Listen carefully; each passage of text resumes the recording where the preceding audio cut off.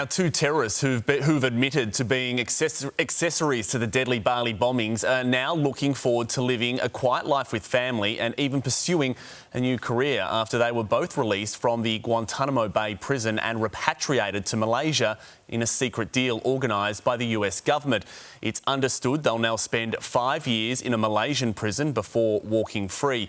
The shorter sentences have caught survivors and victims of the deadly Bali bombings off guard 22 years after the attack claimed the lives of 88 Australians, representing the highest toll on Australian lives from a terror attack.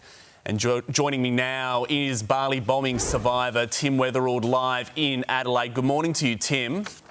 Hi David, how are you going? First of all, mate, how did you feel when you heard this news overnight?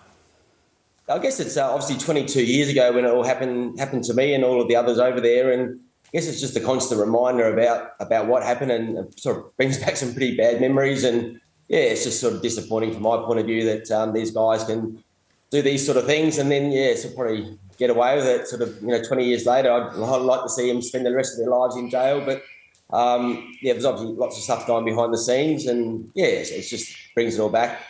You, of course, lost friends in this attack because of things that these two men actually did. Do they deserve to live a quiet life with family and pursue a new life of purpose, considering what they have admitted to doing? No, I think the thing for me is they show no remorse. From my point of view, at least they showed a bit of remorse and a bit of care for what they do, but they almost seem proud of what they've done, and so I've got no issues with them. Not ever seen the light of day again, to be honest. I've seen sort of firsthand, the terror they've brought, and how sad. And 22 years later, it's an awful thing for me and for my friends and my families and all the people who are over there that we have to remember. So I don't think they should ever get out. Right, so well, they're being freed because of their testimony against the alleged mastermind of the Bali bombings, of course, Hambali. Is their freedom worth it, do you think, if that mastermind, Hambali, is then convicted? I don't think so. I think, as I mentioned earlier, I think they should all be put away forever.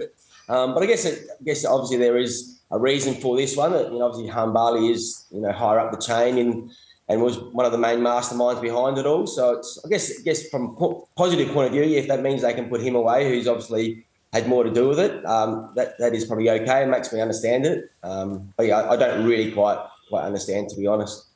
It's been 22 years. I mean, how often are you still thinking about that night?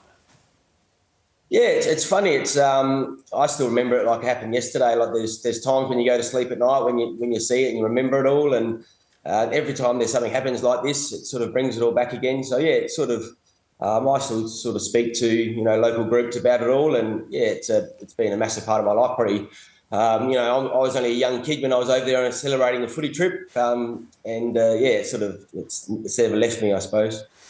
Well, Tim, yeah, it's a massive development in this case. Let's just hope that someone is now held accountable. Thanks for your time this morning.